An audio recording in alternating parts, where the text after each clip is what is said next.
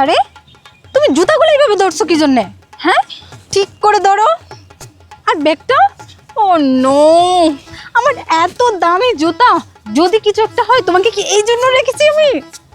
ইয়া হাবিবি, সমস্যা কি? অন্যায় যেখানে হাবিবি সেখানে। আপনি এরকম সরল সোজা ভদ্র একটা লোককে জুতা টানাইতেছেন, ব্যাগ টানাইতেছেন, সমস্যা কি? আপনি তো বউ হিসাবে কলঙ্ক। কিরকম স্ত্রী আপনি? নিজের হাজবেন্ডকে আপনি এইভাবে কষ্ট দিতেছেন, হ্যাঁ? সমস্যাটা কি আপনার, হ্যাঁ বলেন তো? আশ্চর্য, আপনি কে? আমাকে চিনতেছেন না? আমি হচ্ছেন দুবাইয়ের শেখ, ইয়া হাবিবি, নাম রফিক। আমি বুঝতে পারছি ওরে আপনি কে লেগা খাড়াইতেছেন। ও তো ছোট লোক, গরিব, এর জন্য তো ঘর জামাই থাকে। আমি তো দুবাইয়ের শেখ, আমার স্বর্ণ গয়না সব আছে, পুরো শরীর আমার স্বর্ণ দিয়ে বড়।